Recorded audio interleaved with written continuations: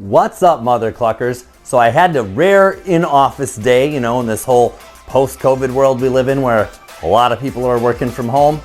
So I did have to get all dressed up and snazzed and there's no hats at work. So I just want to take a quick chance to be able to make a video where you can see that I do not permanently have the camo hat attached to my head. And I do clean up okay if I say so myself. So I thought, well, I'm wearing a button-up shirt. Let's get a little video done while I'm looking nice for once. So we haven't yet taken a look at the coop that I've have built for the ladies in the last couple weeks, and it's all done, and I've heard a lot of great feedback from my friends and family who've taken a look at it. I've even had suggestions, won't name sources, that maybe I should live in there, or that could be an option for me if I'm not well behaved. But anyway, let's get some video footage outside and take a look at the ladies. I know in the last one I caught myself in editing pointing outside and the video was about the girls inside.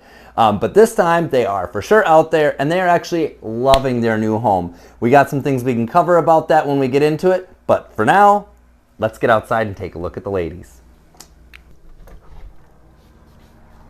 Okay, and yes, there's a lot of junk and stuff out here because Chicken Project is one of many projects, including garden projects. This is the PVC for their chicken tractor. We can explain that at a later date. I think I'll do a whole video on that. But for now, here are the ladies.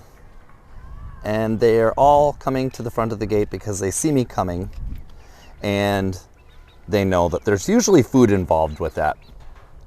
Oh, and here I forgot the keys inside, so I'm torturing the girls for no reason, but look at them just going nuts. And yes, they are now full-size chickens, or almost. I'd say they're like 7/8 size chickens. So let me run and grab the key and we'll go get in there and see what's going on with the ladies. This shall be a little tricky to do with them down here and holding a camera because this latch is a little tight and some of them just want to get right out. Stay back. Get back. Get back. Stay off my toe beans. Hey, those are my toes. And I did thankfully put a latch on the inside so that I can be in here without them possibly pushing the door shut. But they're here mainly because they know I've got bread, as Dottie has to be usually the first one to grab some. This is a fun little treat for them, usually only for my lunch hour. But I was a little late getting back. We only had a half day actually in work.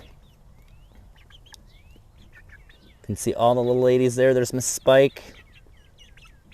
Still do not have the Plymouth Barred Rock / Cuckoo Marans determined, so I haven't been in a big hurry to name them. And this, of course, is Lady Liberty right there, taking some big honks. And then Boston over there keeps her distance quite a bit. So let me toss this over here so we can get some break from the chickens. And you can see I've got a little bit of their grit stuff right there for them. I'm still letting them work through what's left of the small feeder I had inside because I have switched them over to an automatic feeder. That's a gravity fed system. I'm going to do something similar with the water because it gets like that just in a day or two, and they've even just knocked it over before for funsies, I think. And even though people joke when they see this, they're like, oh my God, are you trying to litter box train your chickens? It's supposed to be their dust bath. But now that they're outside, do you think that they use the dust bath? No. They use the corner over here and all flop in there together and try to scratch around and dust bathe in there. But funny enough, they do tend to perch on here, butt side in, and they do poop in there a lot. So maybe they are litter box training themselves. I don't know. Maybe they're a cleaner animal than people think. I don't really think so, but it's just because they're perched there and they're relaxed, and so they'll poop when they're relaxed. Little treat pecking toy for them to mess around with too. And then here is the entrance to their coop. And I have an automatic door on here from Chicken Guard, which is a company in London. It was quite expensive, but it should work. Just reading reviews, that's what I wanted to go with. I guess I'd rather pay more up front than have something that works for a month that you have to send back and then you're without a door. So I have mine set to a timer. I had it set to sensor because I didn't go just the base level one, but because I had to mount it right up there and it's hard to get a shot of it, the light sensor doesn't tend to work the way that I would like it to. So let's take a little outside tour of the coop. Oh, and look at that. As quick as I could be, one of these little cuckoo rocks. I don't know. I'm gonna have to come up with a creative name for them until she wants to get out so bad. We've got to get on the chicken tractor for him. She's been a little squished in the door sometimes, where I could barely get my foot out. I'm gonna go to shut the door, and she's like right there. So careful, you'll turn yourself into chicken stew that way. But I got a couple signs for them, you know, on the outside. Why not? They are tiny raptors. I mean, well, not the last, but one of the living descendants of dinosaurs. So why not have fun with it? I think we'll have some more signs kind of everywhere. So I followed an Eric Fleming's video on how to build this, but I did modify it a little bit. I had to shorten up the roof panel because I used a different material than he did. He used a tin roof, and for expense and dealing with the material and that kind of stuff, I just didn't want to go with that. Also, he had done his coop box, or his nesting boxes, opening from the top because they're a little skittish about overhead stuff. Even when it's you feeding them, I switched it to this. And for right now, I do have it all blocked off. I'm in the hazen, they're ready to go. But it's blocked off from the inside, so they can't use this as like some hidden pooping spot. And then it's got their worms in here right now too. It's just like storage space, as well as the shed that my husband and I just put up, mostly him, over the last stretch of days that he was home. I've got him a nice little vent in here. It's been cool enough at night. I've been keeping it closed.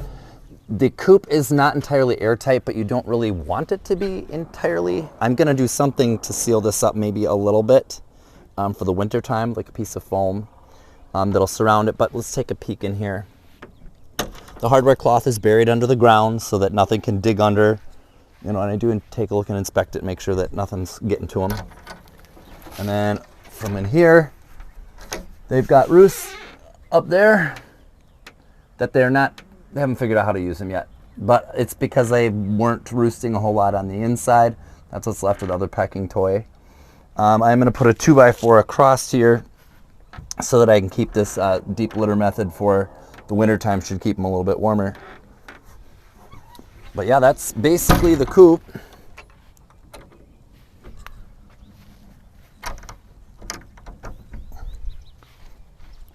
And a check-in with the ladies.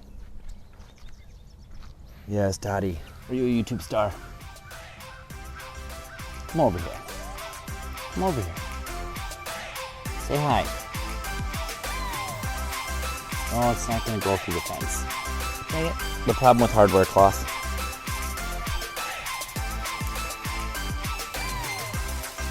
But that is the ladies for today, guys. So we will check in with you again soon, maybe when we're making the chicken tractor this weekend. All right, see you mother cluckers later.